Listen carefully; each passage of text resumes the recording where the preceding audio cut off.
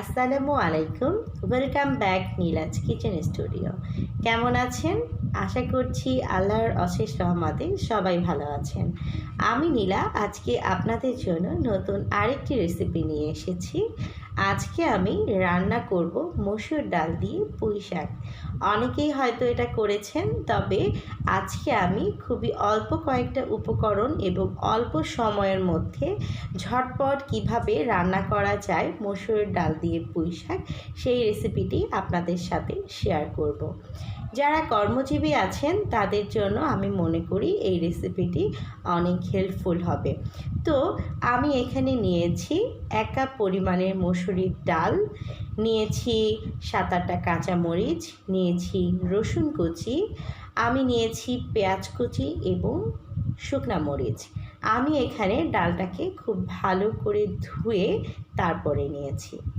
আমি প্রথমেই বলেছি অল্প কয়েকটা উপকরণ দিয়ে আজকে আমি রান্না করে দেখাবো এই রেসিপিটি, মসুর ডাল দিয়ে পুঁই শাক। পুঁই শাক খেতে অনেকেই পছন্দ করেন না, তাদের জন্য আমি মনে করি এই রেসিপিটি ভালো লাগবে। পাশাপাশি আমার লাগছে, এখানে আমি 1/2 কিলো পরিমাণের পুঁই শাক ভালো করে ধুয়ে কেটে নিয়েছি।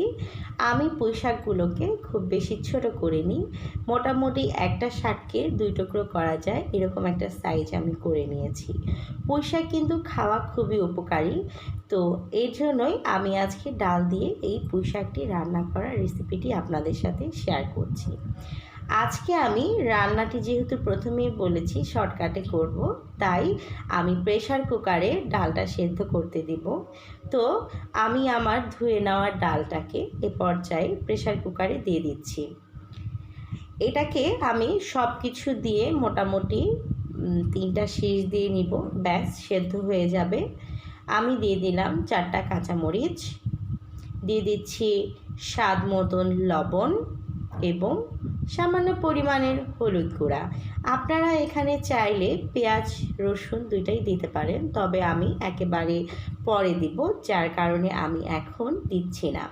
আমি শুধুমাত্র ডালটাকে সেদ্ধ করে নিব। দিয়ে দিলাম 3 কাপ পরিমাণের পানি। মোটামুটি করে আমার ডালটা এই পানিতেই সেদ্ধ হয়ে যাবে। এখন আমি প্রেসার কুকারে ঢাকনাটা লাগিয়ে দিচ্ছি। জাস্ট 5 মিনিটেই সেদ্ধ হয়ে যাবে আমার এই ডালটি। প্রেসার কুকার ছাড়া ডাল রান্না করতে অনেক সময় লাগে, তো তাই আজকে কিভাবে প্রেসার কুকারে ডাল সেদ্ধ করবেন সেটাও এক প্রকার দেখিয়ে দিলাম।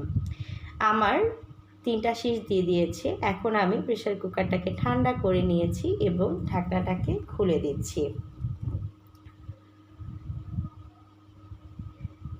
ব্যাস বন্ধুরা, দেখুন আমার ডালটা সুন্দর সেদ্ধ হয়ে গিয়েছে।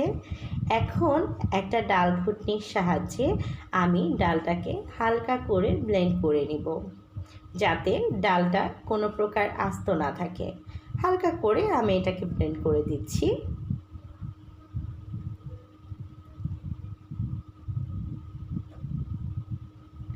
দেখুন ভিউয়ার্স, আমার ডালের কালারটা অলরেডি অনেক সুন্দর হয়েছে।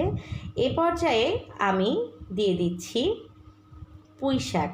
আমার প্রেসার কুকারটা কিন্তু এখন আগুনেই আছে, আমি কিন্তু চুলাতেই রেখেছি।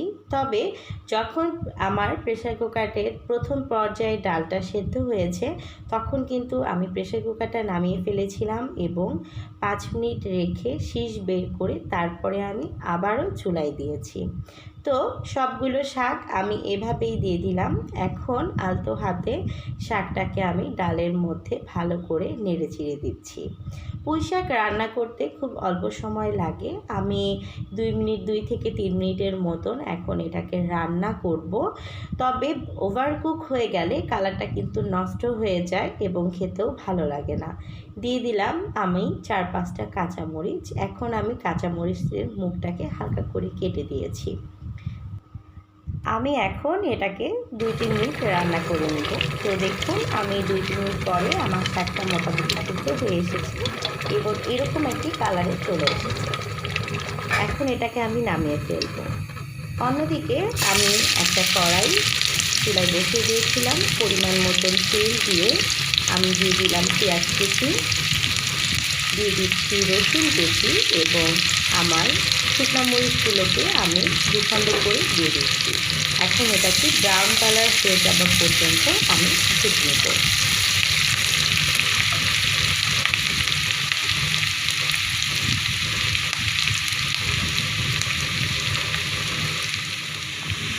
আমার পেঁয়াজগুলো ব্রাউন কালার হয়ে গিয়েছে, আমি এটাকে খুব বেশি পোড়াবো না।